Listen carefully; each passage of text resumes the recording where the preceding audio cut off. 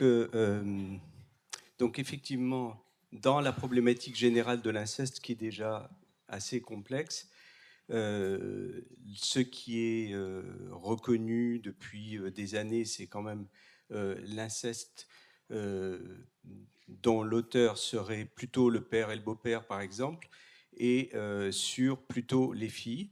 Cette situation d'inceste est médiatisée, assez connue, etc. Il s'avère que dans les chiffres, quand on prend les chiffres tant au Québec qu'aux États-Unis, en France c'est un petit peu plus délicat pour les chiffres, mais on a environ la moitié des cas d'inceste qui sont commis plutôt par des frères ou des quasi-frères, pour reprendre le nom donné aux enfants qui vivent ensemble dans des familles recomposées. Et donc, cette problématique est très, très compliquée parce que elle nous défie sur le plan de la reconnaissance, le fait que les parents sont perdus encore plus que dans les situations d'inceste, c'était déjà un problème, et que les travailleurs sociaux, les médecins, les intervenants, les juges sont aussi perdus dans les décisions à prendre. Et on va essayer, nous, de, disons, apporter des éléments de simplification, d'explication, et peut-être on a l'espoir que d'être entendu et que il puisse y avoir des décisions tant au niveau judiciaire, au niveau du travail social, dans les prises en charge psychologiques, psychiatriques, qui soient, disons, cohérentes, simplement cohérentes. Voilà. Merci Patrick. Alors pour illustrer ça, on est parti sur une vignette clinique. J'ai changé bien évidemment les prénoms. Si j'ai dit que mon père me violait, ce n'était pas pour qu'il arrête, ce n'était pas pour protéger mon petit frère, c'est parce qu'il m'avait juré que j'étais son préféré et que je l'ai vu le faire aussi à mon petit frère. C'est pour cela que j'ai parlé, pour lui faire payer son mensonge. Axel a 16 ans lorsqu'il donne cette explication au pédopsychiatre du service des urgences qui le prend en charge suite à une défenestration de son domicile et une chute de 3 étages. Il explique qu'il a voulu mourir car depuis qu'il est amoureux, il entend les voix de son père et la voix de son père lui répétait « Tu te tais, c'est un secret entre nous ». Il supporte plus ces voix. Il est suivi, il a un traitement et malgré tout ça, il a les voix. Et il nous explique qu'il se sent condamné, qu'il n'en peut plus, qu'il a trop peur de ressembler à son père et de répéter. Lorsque le pédopsychiatre des urgences lui demande « Mais répétez quoi ?» il répond si, « Mettre ma queue dans les fesses de mon frère comme mon père ». Ce témoignage nécessite un feedback en arrière et la temporalité est fondamentale à penser dans ces situations de prise en charge d'enfants victimes de violences et en particulier d'inceste. Et on retourne 4 ans en arrière où Axel est un jeune collégien et dénonce son père, un infirmière du collège. L'enquête dure près de 3 ans, un peu plus de 3 ans. Il y a des examens, des auditions, des expertises, des réexpertises, des réauditions. Le père est ingénieur, la mère est journaliste. Ils sont, eux, examinés, auditionnés, et Axel également. L'examen médico-légal est sans le moindre doute possible d'une agression sexuelle avec des traces au niveau des agressions anales qui est des plaies multiples qui ne laissent aucun doute, des troubles post-traumatiques spécifiques. Et Antoine, son petit frère qui a alors 5 ans, est totalement invisibilisé par la procédure. Antoine, fantomatique. Personne ne l'auditionne, personne ne l'examine, aucune expertise n'est demandée pour lui. Dans l'après-coup, le juge d'instruction expliquera, mais il n'a rien dit. Il ne parle pas.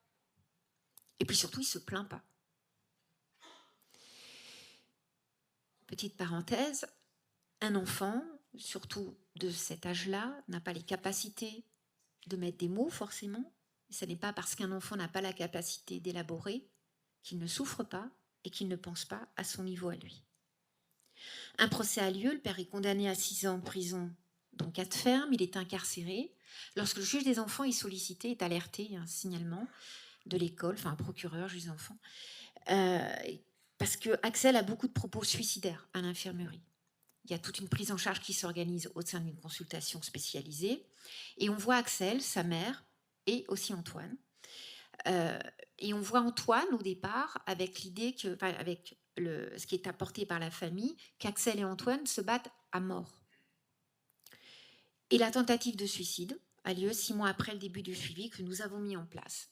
Lorsque le pédopsychiatre nous alerte et nous explique ce que lui a dit Axel, c'est toute notre compréhension de la famille qui s'effondre parce qu'on avait nos représentations et en effet, on n'avait pas celle-là.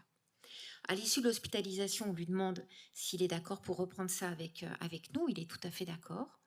Il nous explique, et ça c'est très important, la temporalité des révélations, que lors de la première révélation, il lui a été dit par le psychologue qui l'a vu, les enquêteurs qui l'ont vu, que c'était une victime, qu'il était très courageux d'avoir parlé, que ça n'était pas de sa faute, et que grâce à lui, son petit frère avait été protégé. Et il va nous dire, on ne m'a jamais demandé si j'avais fait quelque chose à mon frère.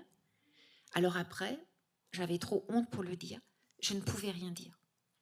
Personne, ni nous, ni les autres collègues, n'a envisagé qu'il ait pu agresser aussi son petit frère, fellation, sodomie avec des objets. Personne ne pouvait surtout imaginer que la mère, qui a bénéficié de tous les accompagnements possibles en tant que victime, qui était partie civile au procès, ait été présente lors des viols de ces 2 garçons par le père et qu'elle regardait. Personne. La seconde enquête va nous conduire à une toute autre compréhension de cette situation d'inceste complexe. La mère va reconnaître sa participation passive, active, on pourra en parler, lors des viols, et finir par dire qu'elle est très soulagée que ça se sache parce que quand même c'était compliqué à vivre. Le père va expliquer en prison qu'il n'a pas voulu dénoncer sa femme pour que les enfants ne soient pas placés. Mais tous les deux vont reconnaître non seulement la participation de madame, ne serait-ce que visuellement, au viol de ses enfants, mais aussi au fait qu'ils avaient vu Axel agresser sexuellement, violer son frère, sans être intervenu. Le magistrat, qui était alerté, va décider d'un placement chez la mère.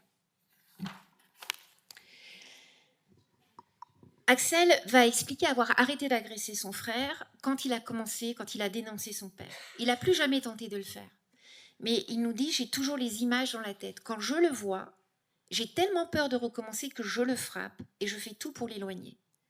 Petite parenthèse, j'ai fait une recherche sur les agressions au sein des fratries victimes d'inceste et c'est quelque chose qu'on voit beaucoup, l'agression physique. Je l'agresse, je le tiens à distance et j'évite un rapproché corporel. Antoine a des troubles du développement, c'est un petit bonhomme, il a beaucoup de troubles de développement, il y a de nombreux retards, mais tous sont imputés avec la représentation que c'est lié à l'incarcération du père. Et la mère, dans l'après-coup, encore une fois, a toujours réponse à tout, et elle est très habile lors des entretiens pour anticiper toutes les questions posées. C'est une maman, moi j'appelle les mères Wikipédia, qui via Internet connaissent tout, enfin beaucoup de choses, et anticipent tout le temps. Alors il a une oncoprésie persistante, qu'on constate en consultation. La mère nous affirme que c'est lié à une pathologie gastro-intestinale. Quand on lui demande de se mettre en contact avec le service de gastro, là, elle devient évasive. Donc, il y a plein de petites choses, des petits riens, vous savez, des petits clignotants. On se dit, ah, sent pas, il y a un truc. Mais on n'arrive pas à mettre des mots sur notre contre-transfert négatif lors des séances familiales. Alors, dans l'après-coup, pour nous aussi, après le passage à l'acte de cette conduite suicidaire absolument dramatique, on va s'interroger, on va refaire le film, on va reprendre les séances familiales, on va essayer de voir ce qui nous a échappé sur les faits et sur cette impossibilité pour Axel d'avoir toute explicité. Ce qu'on va relever, c'est la capacité que la mère avait de rapter Antoine. Dès qu'Axel commençait à parler de la vie dans la famille, elle prenait Antoine elle gardait Antoine sur ses bras tout le temps et elle appelait Axel en lui disant « Viens faire un câlin ». Ça nous avait interpellés, mais on avait très mal interprété le pourquoi du comment de cette situation-là. Alors, cette vignette clinique, elle nécessiterait une analyse sur de multiples aspects. J'aurai pas le temps, donc je vais rester concentrée sur la question des enjeux de la révélation, en rappelant brièvement, parce qu'on vous parle de traumatisme depuis tout à l'heure, le traumatisme, c'est une effraction psychique, et l'inceste est considéré bien évidemment comme une effraction psychique, au sens où il confronte la victime à un état d'agonie psychique. C'est un événement qui va totalement anéantir psychiquement, déstructurer la personne qui le subit. L'inceste adelphique au sein des fratries, ça représente plein de situations très variables. Des enfants du même âge, des enfants d'âge différents, des enfants du même genre, des frères, des sœurs, des sœurs, des sœurs, des frères, des frères. Enfin, c'est extrêmement compliqué. Il peut y avoir une agression, ça peut s'inscrire dans le temps. Certaines fois, les fratries s'agressent entre elles, des fois à la demande d'un père et d'une mère. Donc, vous voyez, la multiplication des situations participe à créer une forme de confusion. Et en tout cas, ça témoigne d'une désorganisation majeure des liens familiaux, contrairement à ce qui devrait se passer quand l'interdit de l'inceste est bien pensé. La fratrie, c'est une constellation familiale. Caes nous rappelle que c'est un appareil psychique groupal qui permet, grâce au complexe fraternel, d'organiser les liens, les relations entre les réalités intrapsychiques de chacun au sein de la fratrie et intersubjectives. Ça permet de gérer les relations d'amour, de haine, de jalousie, de solidarité quand tout se passe bien. Ça, c'est le pays des bisounours. Quand l'interdit de l'inceste est respecté, on arrive à une différenciation générationnelle, une différenciation entre le dedans et le dehors, une intégration de ce qu'est la pudeur, une compréhension de ce qu'est l'interdit, une différenciation de chaque membre de la famille. Les parents transmettent des repères qui permettent à chacun de se construire, de se reconnaître l'un avec l'autre et des fois l'un contre l'autre. On a des mouvements psychiques constants au sein des fratries qui permettent d'assurer une cohésion, quand ça se passe bien, du lien fraternel. Mais quand on n'a pas l'interdit de l'inceste pour structurer la famille et structurer ce groupe, cet appareil psychique groupal qu'est la fratrie, il y a une confusion des places, une confusion des générations, une absence de l'intégration de la loi et de la fonction symbolique de la loi et de la fonction symbolique du père. L'inceste détruit le lien. Et Patrick Ayoun l'a écrit dans plusieurs articles, c'est une destruction filiale assez très spécifique qu'on n'a pas forcément dans d'autres types de violences et de maltraitance ou de confrontation à des événements traumatiques. Donc l'inceste frère-sœur, ça ne témoigne pas simplement d'une psychopathologie individuelle, mais il me semble que c'est vraiment à entendre comme un passage à l'acte agit dans un système familial où la place du père comme fonction structurante est inexistante. Ou plus précisément, elle est inscrite en dehors de toute loi symbolique.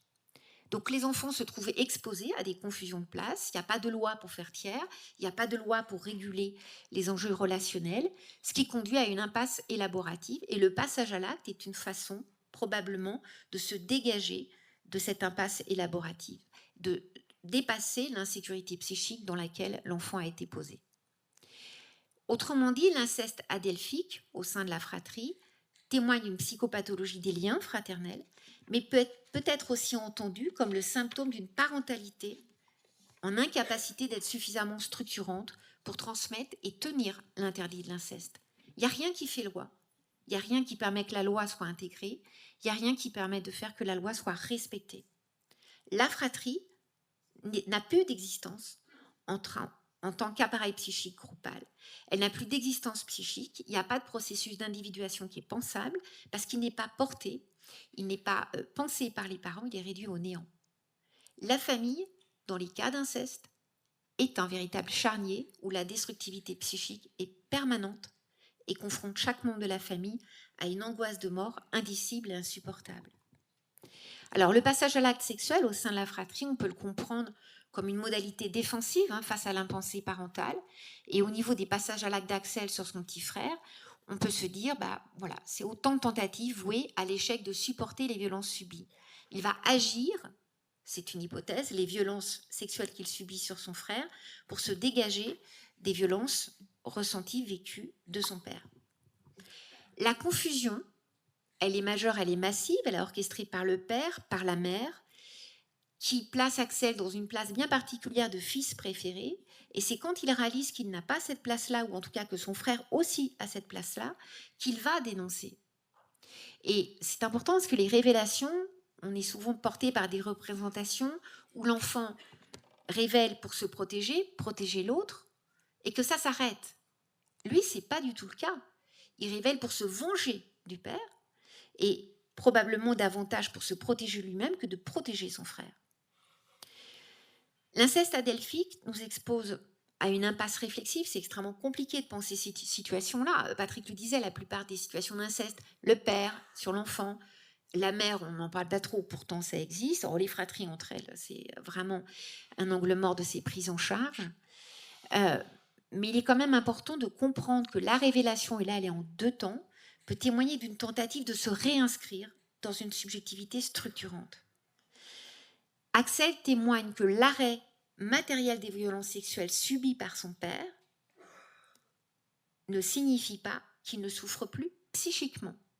Autrement dit, quand on intervient, quand on place l'enfant, quand un parent est incarcéré après un jugement, ça ne veut pas dire que les troubles post-traumatiques s'arrêtent. Ça peut se prolonger. L'expressivité des troubles peuvent s'inscrire très souvent dans le temps.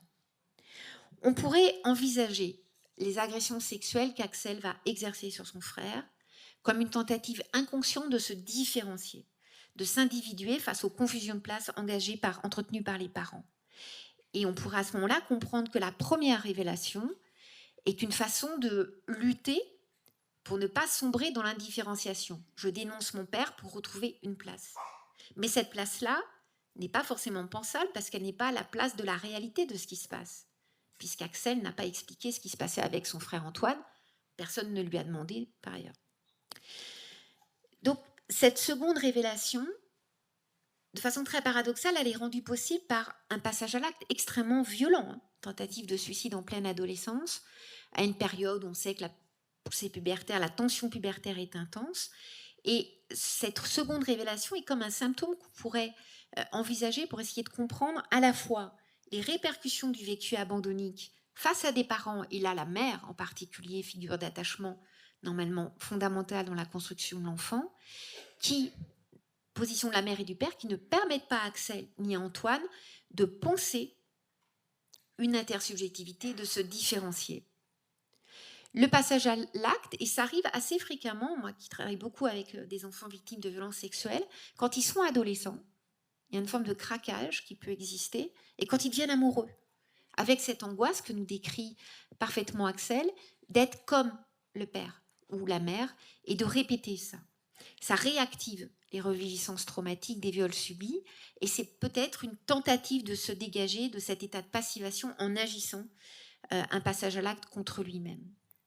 L'issue que trouve Axel, c'est une projection de la violence contre lui-même, alors qu'au tout départ, la violence qu'il subissait, il l'avait projetée en agressant son frère.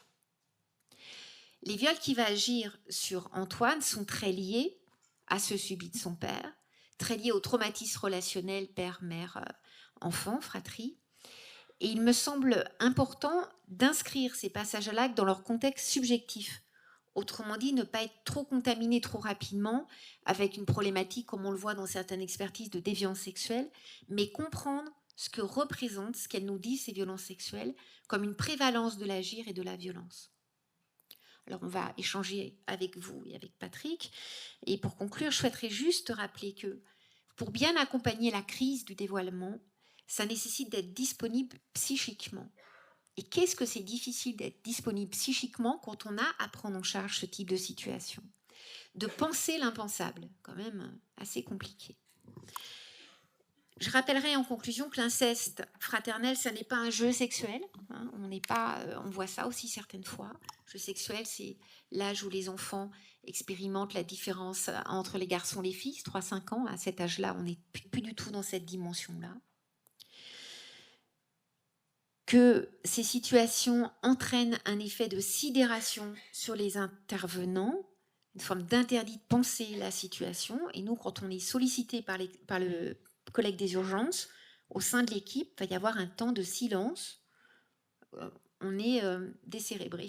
On se dit, c'est pas possible, qu'est-ce qu'on a manqué, qu'est-ce qu'on n'a pas pu entendre, qu'est-ce qu'on n'a pas pu voir de cette situation-là.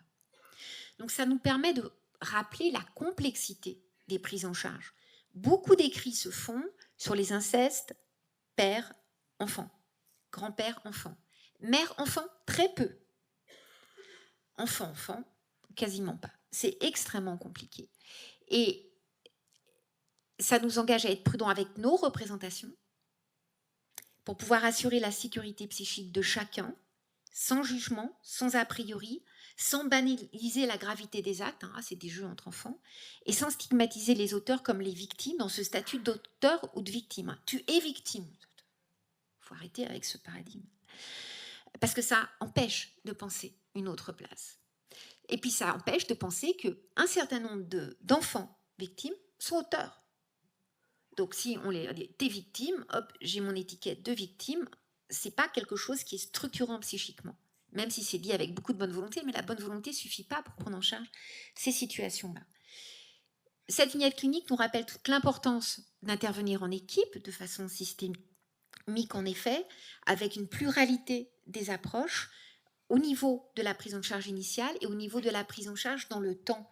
La plupart des victimes d'inceste vont avoir des temps dans leur vie de décompensation. L'adolescence, la grossesse, quand l'enfant atteint l'âge qu'ils avaient au moment des violences sexuelles, ou quand les médias rappellent des situations. Et à ce moment-là, il est important que ces personnes trouvent une écoute disponible. Je pense à cette maman qui voulait absolument une césarienne, la sage-femme ne comprenait pas, elle voulait une césarienne pour ne pas souiller son enfant. Elle avait été violée par son frère, et quand elle l'a dit à la sage-femme avec le désarroi qu'on peut entendre, lui a dit, mais attendez madame, ça fait 30 ans quand même, il faudrait passer à autre chose. La fratrie qui est blessée par l'inceste met en exergue les facteurs de vulnérabilité du lien fraternel, c'est fragile la fratrie, et il nous semble important de l'envisager aussi comme espace de ressources spécifiques. Et après cette seconde révélation, on a fait tout un travail avec Antoine, avec Axel, avec Antoine et Axel, pour essayer de voir dans quelle mesure on pouvait réinscrire la fratrie dans un autre mode de fonctionnement. La révélation secondaire et la temporalité est très importante à anticiper, à penser. Elle peut être entendue, quitte à choquer, comme une ressource, un facteur de créativité, quelque part au niveau psychique, qui va permettre à Axel de survivre au trauma. Et ça, c'est étonnant, mais c'est quelque chose que l'on voit dans la suite de la prise en charge. Ce que la situation d'Axel nous rappelle, c'est l'importance de penser la temporalité. C'est l'importance de laisser la possibilité à l'enfant d'élaborer. C'est l'importance de penser que tout enfant, y compris des bébés, peuvent être violés et victimes d'inceste. C'est de penser que dans ces situations familiales très dysfonctionnantes, les liens d'attachement protecteurs sont souvent en impasse et qu'il est important pour les professionnels d'assurer une sorte de prothèse psychique par rapport à cet interdit parental. Pour conclure, juste sans être trop polémique, rappeler qu'il faut du temps pour prendre en charge des victimes d'inceste, que des fois c'est l'enjeu de toute une vie, que ça ne se répare pas. Vous avez été victime d'inceste, votre enfance n'est plus là. On apprivoise les troubles. Mais l'idée de réparer le trauma, il faut arrêter avec ça, ça n'est pas vrai. On apprivoise les troubles. On apprend à vivre malgré tout avec. Et il faut du temps pour les thérapeutes, pour les professionnels pour intervenir, pour les victimes, de redevenir sujet de leur propre histoire et de se dégager de la confusion psychique dans ces situations-là. Alors en cette période d'ubérisation de la santé mentale, il me semble essentiel de rappeler que si le temps c'est de l'argent, ne pas prendre le temps nécessaire coûtera bien plus cher à une société qui aura sacrifié la santé mentale des enfants sur l'autel du profit, de la rentabilité. Merci.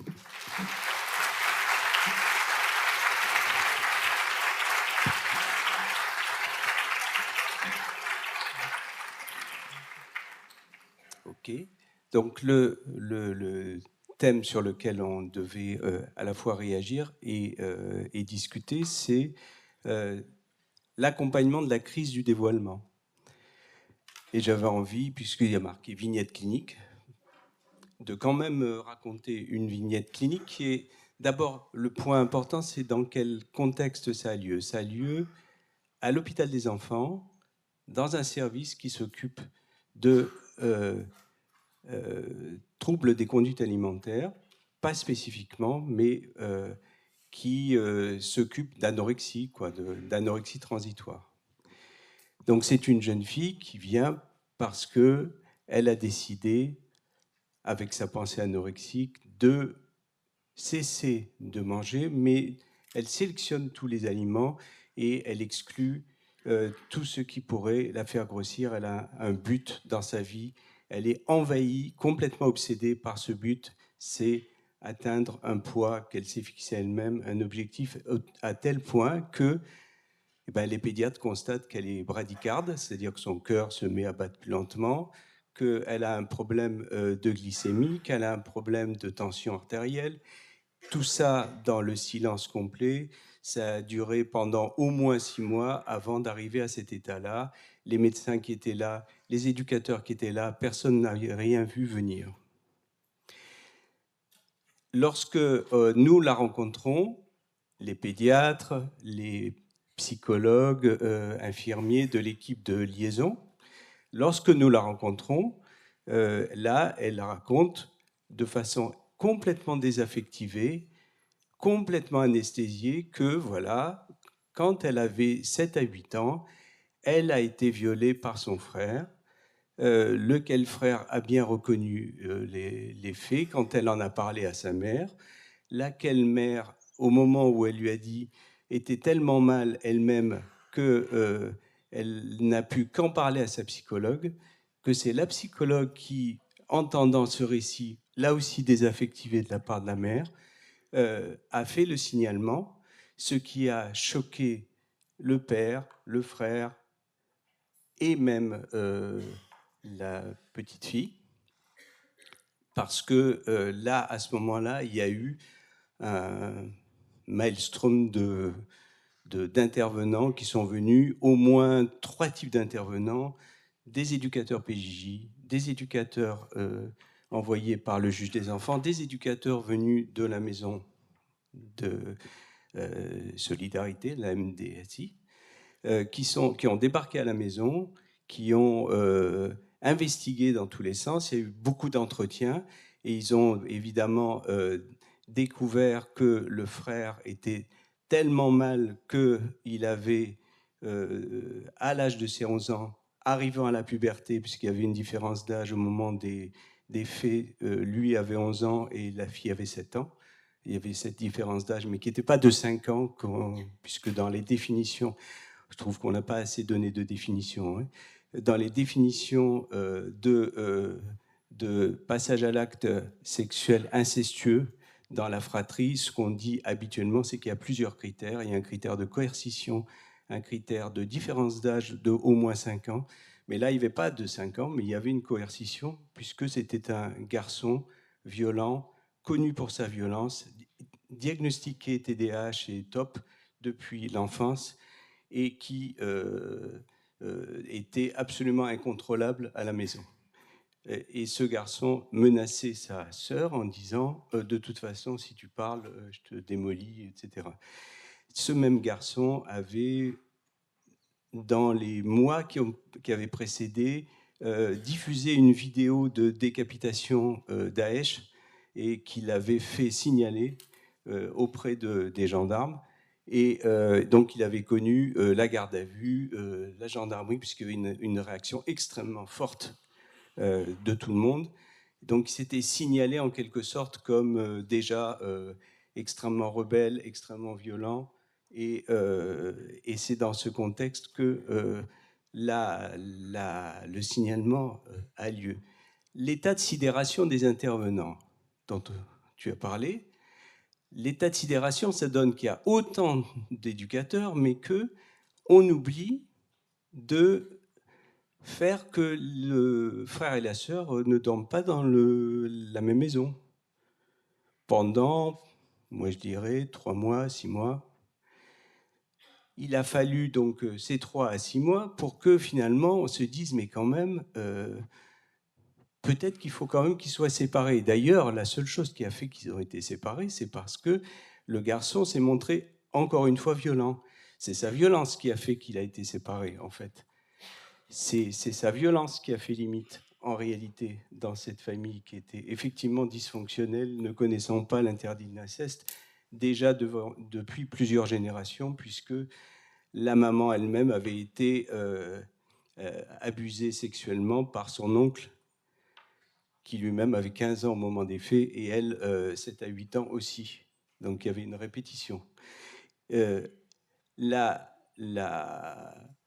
éducateurs, devant ce cumul de révélations, cette cumul de violence, pensent uniquement à ce que l'auteur, l'agresseur, le frère, aille en hospitalisation pour qu'on le contrôle sur le plan de sa violence, mais jamais n'est dit par personne que l'inceste, c'est pas possible, quoi. C'est non. Personne ne parle d'interdit de l'inceste, en fait. En fait, on parle de violence, on parle de violence sexuelle, c'est vrai.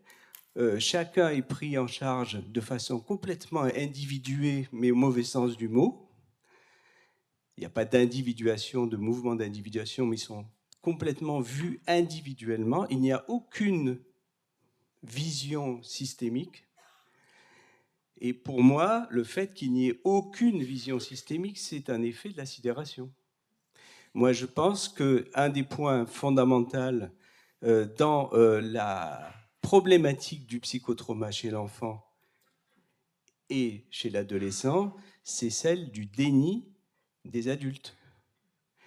C'est le fait que le déni des adultes n'est pas seulement un problème d'information, que c'est une organisation psychique, relationnelle, sociétale, que cette organisation qui fait que on préfère ne pas voir que les enfants sont atteints, on préfère ne pas voir qu'ils puissent être traumatisés. C'est quelque chose qui a régné pendant des années et ça n'a aucun rapport avec le fait d'avoir une compassion pour le malheur des enfants.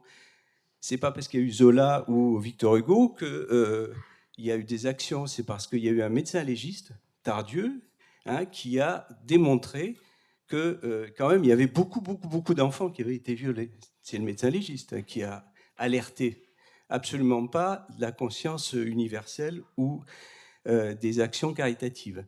Ce que je veux dire, c'est qu'il y a une espèce de compassion qui peut être un piège et qui fait que effectivement tous ces éducateurs étaient très atteints par la situation malheureuse, mais n'avaient absolument aucune idée dans quoi ils avaient mis les pieds. C'est-à-dire c'est un système familial qui durait depuis très longtemps, entre le père qui était dans une forme de banalisation et qui souhaitait uniquement que cette situation d'inceste se traite en famille, qui était révolté à l'idée, il est toujours d'ailleurs, révolté à l'idée que on parle de ça, de l'interdit. Par contre,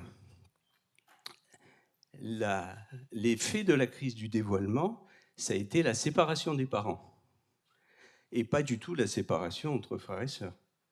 C'est-à-dire qu'il y a une inversion. Quand on rencontre cette petite fille, elle est complètement parentifiée, adultisée. Elle explique très bien la situation. Elle trouve que son frère a fait beaucoup de progrès, que d'autant plus qu'il y a eu un procès, qu'il a reconnu les faits et qu'il a été puni avec un sursis de prison et qu'il est absolument d'accord. Cela dit, il est placé, il fout le feu là où il est placé. C'est-à-dire que, je répète, tout le monde s'est mobilisé. Il y a eu une pseudo-reconnaissance des faits de violence sexuelle incestueuse dans la fratrie. Pourquoi je dis pseudo? C'est parce que, je répète, jamais a été dit à ce frère que s'il était éloigné, c'était parce qu'il avait transgressé cet interdit de l'inceste. Jamais. Ça n'est pas nommé. Le problème de la nomination, ce n'est pas quelque chose de accessoire qu'on devrait adjectiver comme on fait dans la loi, puisque dans la loi, c'est un adjectif. Il n'y a pas d'inscription de l'inceste dans le code pénal, en fait. En France, c'est un adjectif puisqu'il qualifie des violences sexuelles. Cette façon de banaliser, minimiser, adjectiver est pour moi un des effets du déni. Et ce déni, je répète, il est inscrit socialement, relationnellement, psychiquement, et sans doute, on fait souvent appel à René Caès pour dire ça, il y a un pacte des négatifs entre nous. Un pacte des négatifs, ça veut dire que pour vivre ensemble, eh bien, inconsciemment, on se met d'accord inconsciemment sur le fait qu'on ne dira pas certaines choses. Récemment, on m'a rapporté, c'est une collègue assistante sociale qui m'a dit, c'est incroyable cette phrase magnifique. Vous vous rendez compte, ça a été terrible. Il a détruit la famille en disant les choses. Il a parlé de l'interdit, ça, il a parlé de l'inceste. C'est ça qui a détruit la famille. Autrement dit, c'est un fonctionnement, et ça c'est un point alors, qui est là aussi répandu partout, qui est écrit, médiatisé, etc. L'omerta, c'est un point fondamental qu'on appelle soi-disant loi du silence, qu'on ne devrait pas appeler loi, mais silenciation plutôt. Cette omerta fait que dans les familles, c'est un principe de vie et peut-être dans nos sociétés. Il y a une anthropologue dont je parle assez souvent, parce qu'elle me paraît très juste, qui s'appelle Dorothée Ducy, qui a écrit un livre qui s'appelle Le berceau des dominations, dans lequel elle montre qu'un village entier peut fonctionner avec cette omerta, mais fonctionner très bien, au prix du sacrifice de certains, au prix du sacrifice des enfants. Simplement, c'est pas très grave. C'est juste, ça dépend de ce qu'on veut, quoi. C'est-à-dire que le problème du psychotraumatisme de l'enfant et de l'adolescent n'est pas qu'un problème de reconnaissance clinique, de savoir s'il y a un PTSD, s'il y a un PTSD complexe, etc. Il y a un problème qui est de pouvoir supporter, de lever le déni, parce que ça fait quand même du bordel dans les familles. Et le père me disait, c'est insupportable, ce truc-là, avec tous ces éducateurs qui arrivent, mais qui en réalité prennent un temps fou pour arriver à faire le placement de ce frère. Sans repérer d'ailleurs que le frère en question, il est aussi traumatisé. Il a aussi un PTSD, l'auteur, aussi, dont on ne s'occupe pas, parce qu'on ne fait que le placer, lui, puisqu'il est auteur, il y a eu le procès, etc. Actuellement, cette jeune fille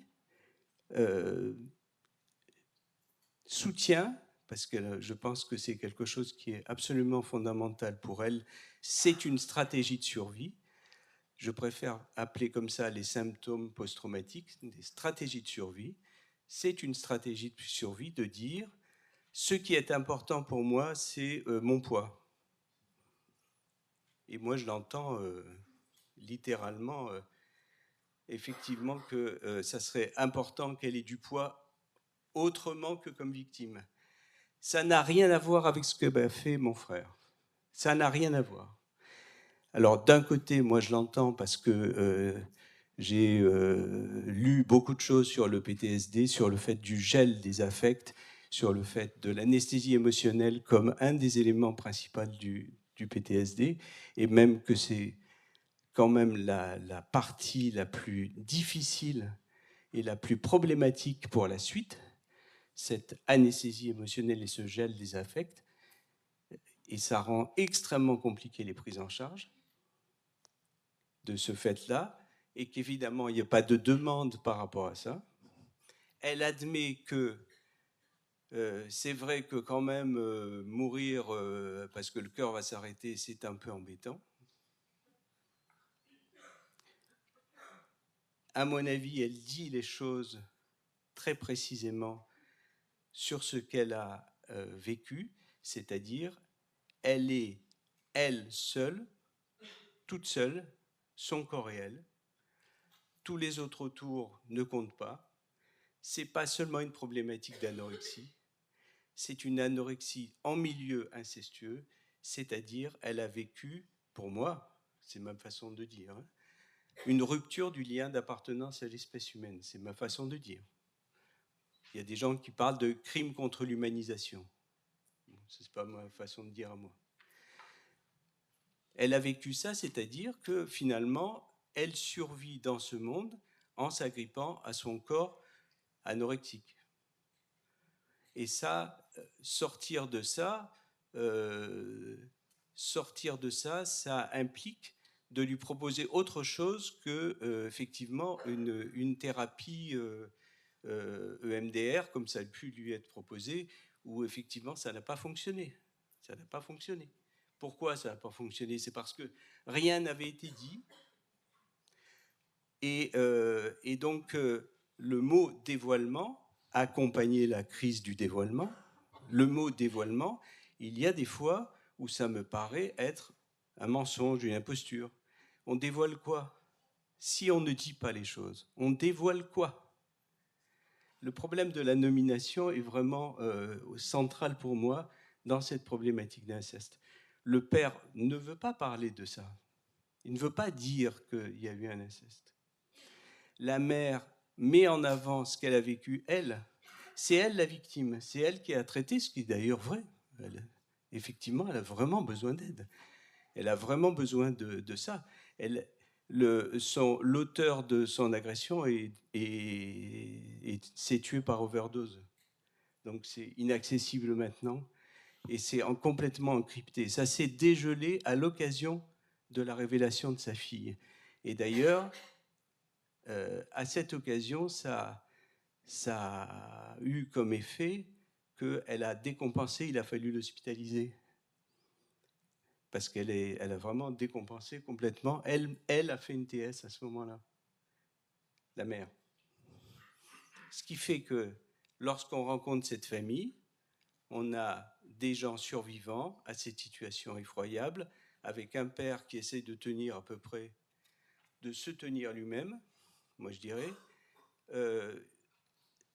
une fille qui a été victime effectivement et qui s'agrippe à son symptôme entre guillemets anorectique qui la met en danger, en grave danger, et toute une équipe de juges des enfants, éducateurs, etc., qui ont déployé toute leur énergie, que moi je salue d'ailleurs parce que sont vraiment, ils ont adapté complètement le cadre de leur intervention, puisqu'ils ont dépêché un éducateur pour l'auteur, dépêché un éducateur pour la fille, dépêché un éducateur pour les parents, avec simplement un petit oubli, c'est de nommer l'inceste.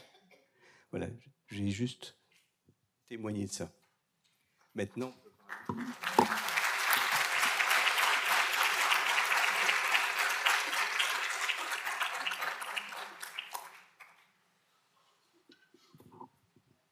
Alors, je vais poser la question, est-ce qu'il y a des questions? Et le modérateur, est-ce qu'il y a des commentaires? Des commentaires, non. Après, je pense que ça va faire un contraste avec l'intervention suivante. Quand vous dites il faut du temps pour élaborer, pour pouvoir donner du sens. Et je pense que on va nous dire ensuite qu'au contraire, il faut aller vite, que ce qui compte, c'est les faits. Mais c'est aussi vrai, mais dans des réalités qui sont pas les mêmes. Une question fond, j'y vais.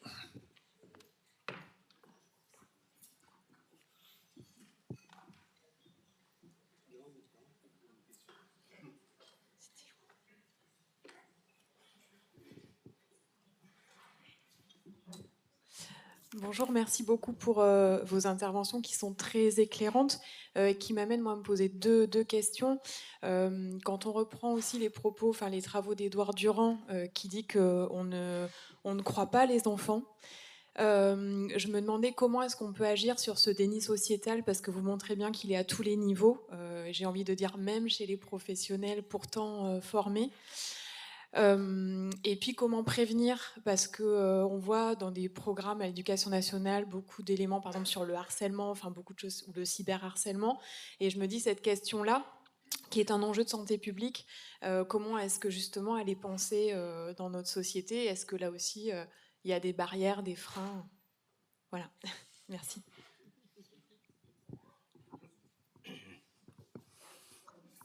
Alors, faut vraiment se souvenir, enfin je vais essayer de un peu déployer ce que c'est qu'un pacte des négatifs. C'est vraiment le vivre ensemble. C'est-à-dire que si on lève le déni, c'est pas seulement dans les familles que ça fout le bordel, ça fout le bordel dans le village, dans la société. Parce que, alors là, c'est la vision de Dorothée Ducy, je vous invite à la lire. Ce sont des pratiques de domination qui organisent la société. Elle va même jusqu'à dire que Claude Lévi-Strauss, lorsqu'il dit que la prohibition de l'inceste est universellement ce qui organise les sociétés humaines, se plante complètement. Ce qui organise les sociétés humaines, elle soutient ça. Alors c'est extrême, hein, on peut le discuter aussi. Hein. Elle dit ben, c'est l'inceste lui-même, c'est la pratique de l'inceste. C'est-à-dire en tant que pratique une des pratiques de domination. C'est-à-dire qu'elle a une lecture qui est évidemment alors, anthropologique, mais qui correspond bien à la question du déni sociétal, à ce niveau-là. Et c'est pour moi absolument fondamental, évidemment. Si on veut remettre en question, on va remettre en question des pratiques de domination. On va remettre en question les frontières de la sphère privée, de la sphère publique. Déjà, de toute façon, c'est ce qui... Vous savez, le fait qu'il y ait une dérogation au secret professionnel qui autorise, heureusement, le signalement pour protéger les enfants, c'est déjà une atteinte, entre guillemets, à ça, puisqu'il y a des parents qui disent « mais c'est scandaleux de faire ce signalement, vous allez détruire la famille ». Donc il y a ça, c'est ce point-là. L'autre point, ça veut dire est-ce qu'on est prêt collectivement, sociétalement, est-ce qu'on est prêt à effectivement renoncer à un certain nombre de pratiques qui nous organisent. Est-ce que, par exemple, on est prêt à se dire que les enfants ont une existence telle que ils puissent, qu'on puisse leur dire, les aider à se dire que des adultes peuvent mentir. Est-ce qu'on est prêt à ça? Au Québec, il y a un accompagnement prévu pour que les enfants puissent aller au tribunal et où on les forme au fait que les avocats vont, au moment de l'interrogatoire, essayer de les déstabiliser et il est possible qu'ils aient recours au mensonge. Autrement dit, on leur apprend ça. On leur apprend que des adultes peuvent mentir. Est-ce qu'on est prêt à ça? C'est-à-dire, en termes sociétal, ça serait, est-ce qu'on est prêt à remettre en question l'autorité du chef de famille, l'autorité des parents, etc. C'est des vraies questions. C'est un débat qui est ouvert. Et donc, c'est ça que ça remet en question. La massivité, le nombre de situations d'inceste est tel, puisqu'on avait compté, c'était autour de 5 millions de personnes, adultes confondus, etc. Si on prend tout le monde, ça fait en gros 5 millions de personnes.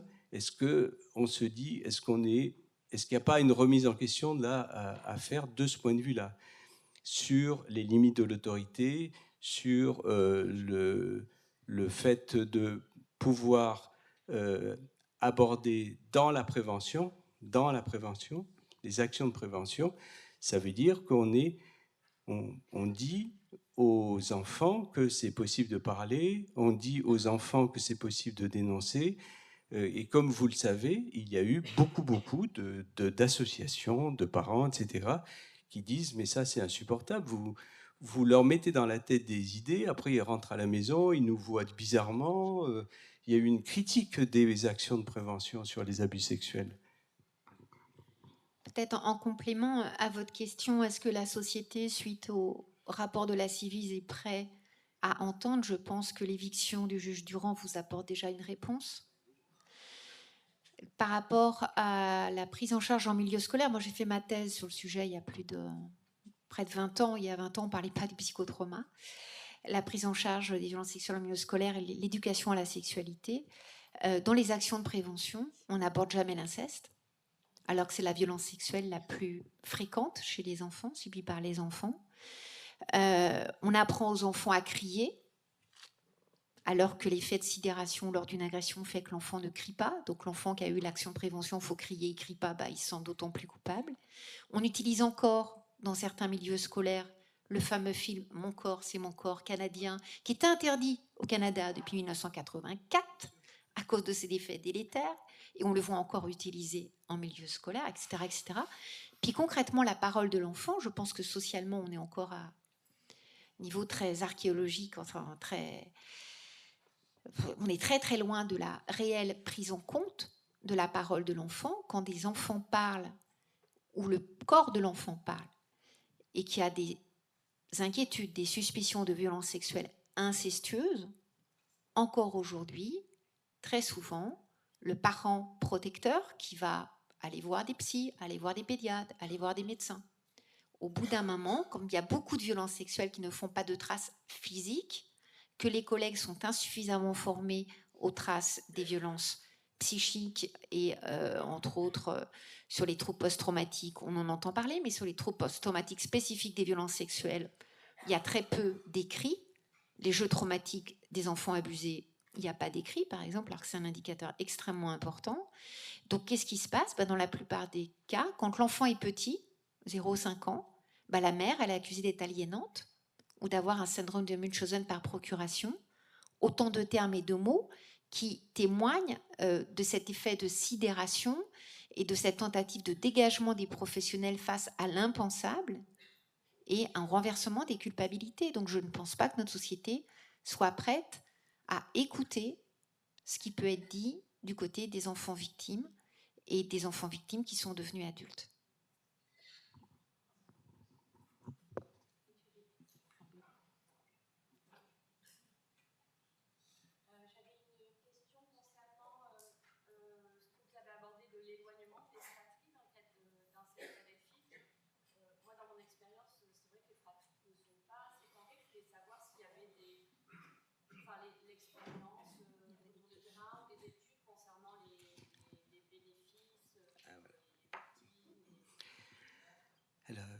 Vraiment, je vous remercie par rapport à la question sur les études, sur la recherche, parce que ça, c'est un trait quand même, je ne sais pas, c'est en France, c'est comme ça.